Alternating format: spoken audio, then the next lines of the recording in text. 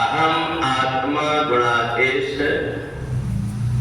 सर्वभूतास स्थिता अहम आदिश्य मध्यम च भूतानां एव च। भगवान कहते हैं, हे गुणाकेश, मैं सभी जीवों के हृदय में स्थित अंतर्यामी हूं और मैं ही सभी जीवों की उत्पत्ति, स्थिति और प्रलय का कारण।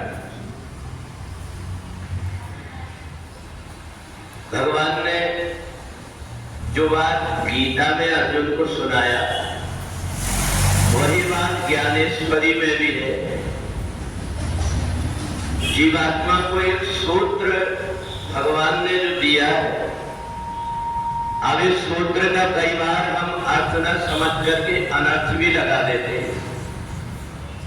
इसी को रामचरितमानस में कहा, सिया राम मैं सब जग जानी।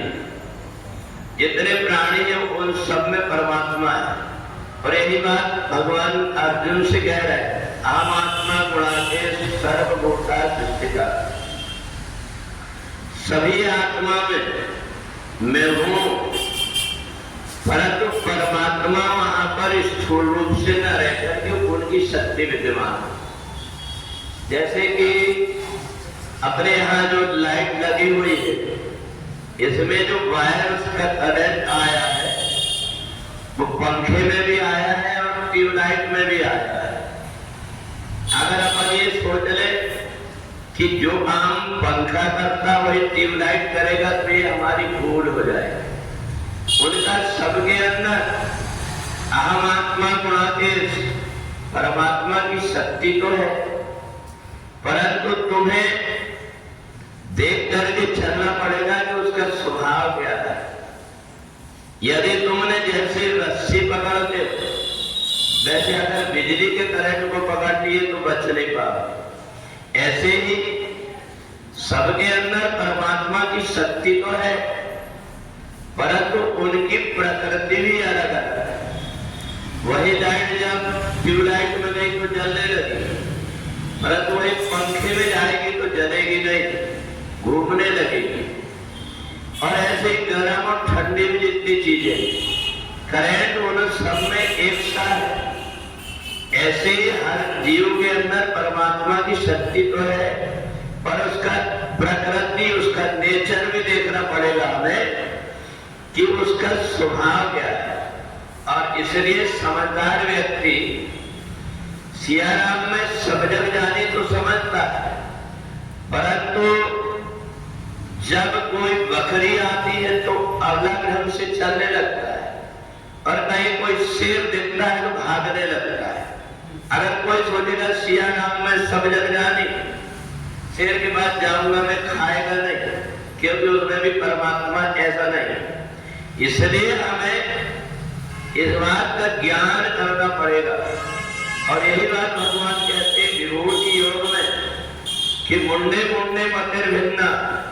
जितने भी व्यक्ति उन सब में अलग अलग प्रकार की वृत्तियां, अलग अलग सोच, अलग अलग व्यवहार इसलिए है, उनका स्वभाव सबका अलग अलग है।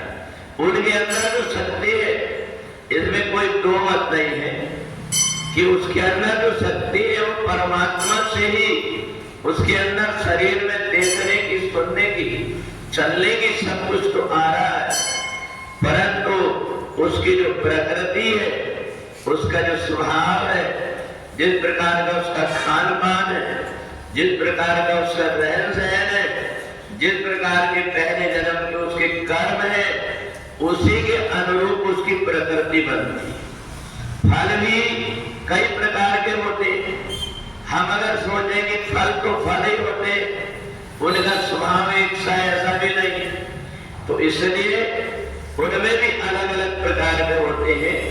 और इसलिए जो यहाँ आकर के अपनी प्रकृति को सतोगुणी बना लेता है, परमात्मा से जोड़ देता है, उस व्यक्ति का जीवन सतोगुणी हो जाता है।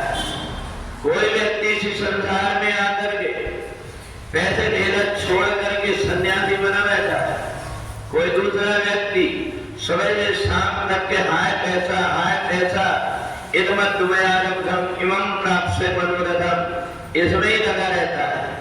और तीसरा वो व्यक्ति जो सोचता मेरे को कुछ करना नहीं है परंतु सब कुछ मेरे को मिल जाए, फिर वो अनेक प्रकार के अपने यत्न करता है, चोरी करके, बेईमानी करके, लूट कर, हत्या करके। तो ये सब हमें देखना पड़ेगा कि हर किसी में सिया राममय कह करके और बैठे नहीं रहना है, बल्कि हमें ऐसी बुद्धि प्राप्त कर लेना है जो उसकी चीर और नीर दोनों में अंतर अपनी बुद्धि कर ले, और हमें क्या चलना है, क्या कर्म करना है, इसका निर्णय कर ले। एक जरूरी नहीं कि हमने अगर सोच लिया हम सीधी रास्ता चलेंगे, चाहे गड्ढा आए तो भी, दीवार आए तो भी, तो उसको ज्ञान नहीं कहते, उसको अज्ञान कहते हैं। तो इसलिए इन सबको जो देख करके विवेक से जितनी भी चीजें हैं इन सब से अपना सामंजस्य बना करके चलता है, वह विभूति वाला पुरुष संसार में ख्याति भी प्राप्त करता है, सुख भी प्राप्त करता है और परमात्मा की भक्ति भी प्राप्त कर लेता है। बोले सच्चिदानंद भगवान की